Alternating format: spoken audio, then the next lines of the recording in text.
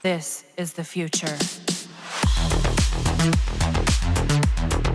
If you are an OG subscriber on this channel, then you all know that I'm a big Ash fanboy. Well, my in-game name is Ashen1, and although Ash is not the one that got me to playing Warframe, he was the one who piqued my interest in navigating this one big roller coaster ride. Ash was something in the past because of his ability to strip armor, and his greatness on level cap because of his skills, most of his passive that allows more slash damage and bleed proc duration.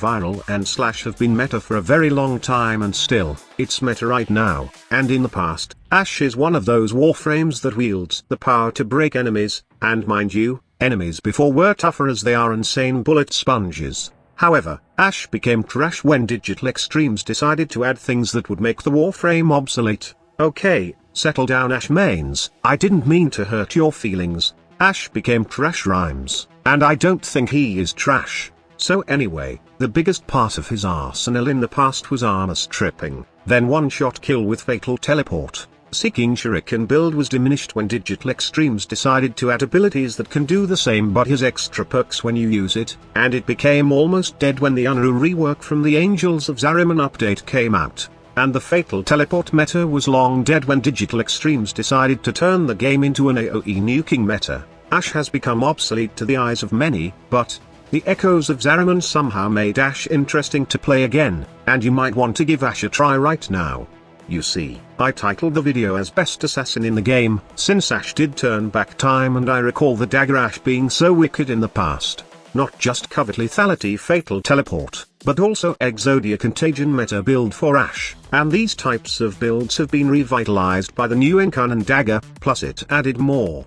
Before we even get to those details, let me tell you first a few things that I have missed during my first Innodem video.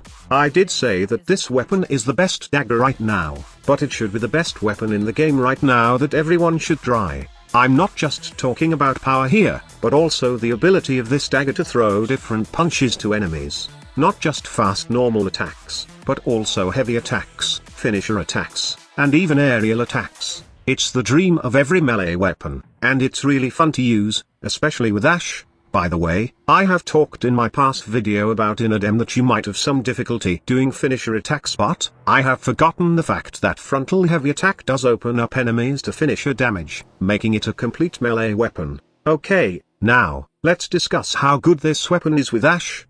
First things first, let's talk about the perks I have chosen for this synergy per evolution. The first perk is given, and we don't need to talk about it as it's the standard Incarnate mode. For the second evolution, I go with Bladed Harmony for the attack speed. For the third evolution, I added Blade Twister for the 60% finisher damage. Yes, I'm doing a Fatal Teleport build with Ash, but not just a Fatal Teleport build, but something that can use all of the attacks of Innodem. Fatal Teleport is a great tool, since it allows us to proc the resilience buff of the Incarnate weapon that grants damage resistance per stack. Also, Fatal Teleport can one-shot enemies with this dagger, even those pesky Ximus units right now. Moving on, I have Swooping Lunge for the fourth evolution simply because I will be using the aerial attack of this dagger with Ash also. Once the damage buff proc, it will not just boost my aerial attack, but also all my melee attacks. And lastly, I choose Blood Anointed for this synergy as final evolution for Innodem since I want that 100% heavy attack efficiency when paired with Reflex Coil. The heavy attack of Innodem is nasty, that it can even one-hit acolytes, and bleed to death Steel Path Void Angels. The good thing is, since we got Fatal Teleport on our build, we can easily proc this buff, along with the Incarnate Resilience buff. While the damage resistance is not needed since we will be invisible most of the time, still, it's good to have someone recasting our smokescreen ability. And now, let's talk about the Ash build. Like I have said, I have Fatal Teleport on this build not just to one-shot Ximus units, and other enemies, but also to proc the buffs from our Innodem. Also, I added Smoke Shadow for that extra critical chance. Pair this with my Arcane Avenger and Combat Discipline setup, plus a Gladiator mod in the Innodem, you can actually achieve red crit with this Ash setup at max combo counter. For those asking about Nira's hatred, it's just a personal preference as I like the buff for both duration and health. You may not like how this build works, especially with the Fatal Teleport since it got low range, but 20 meters is enough for my playstyle. Anyway, it won't be a problem picking enemies since you are invisible while performing this move. Also, don't forget aero vantage if you somehow enjoy doing the aerial attack of the Innodem. Lastly, let's discuss the Innodem build for this synergy. 2 former is required for this synergy to fit in both sacrificial steel and sacrificial pressure. These are needed to increase our crit chance and perform red crits with this synergy with normal attacks and aerial attacks. Primed Rich is a personal preference, as I needed to somehow build the combo counter fast. And then, Reflex Coil is also a personal preference since I always aim to have high combo count while performing heavy attacks, especially when dealing with acolytes to one-shot them. If you prefer red crits though, then just replace Reflex Coil with Gladiator Might.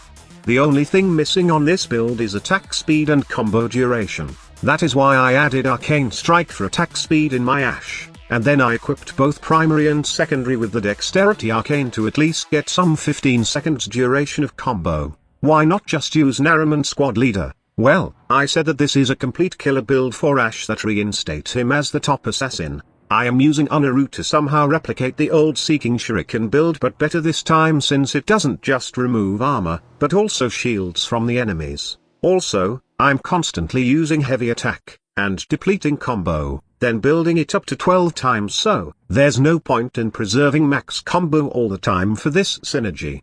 Before you go, you might be thinking that this Ashe build is too slow for the Exterminate mission I have showcased in this video. Well, I'm not speeding this Steel Path Halako perimeter and just taking my time since not only I'm farming those void plumes in this mission, but also Steel Essence from acolytes. As long as you don't kill all enemies yet, and you keep moving while slaying, there will be 2 acolytes that will spawn in this area, or even more. Good thing is, I can just take my time and deal with these high-level enemies with my Innodem combo Ashe. Heavy attacks will melt the health of Void Angels and acolytes, even those Thrax units, and the Fatal Teleport will one-shot those Eximus units. It's a pretty darn good combo that you must try right now. Thank you so much for watching. Squad Leader signing off.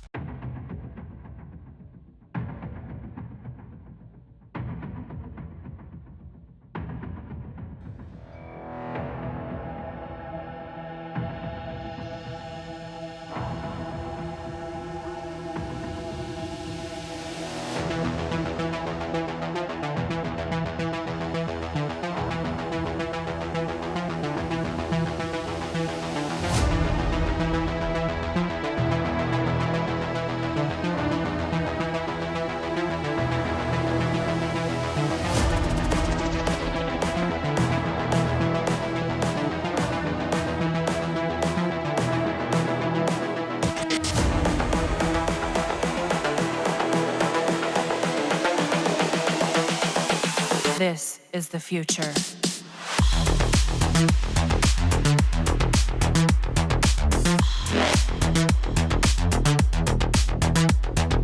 Evolution.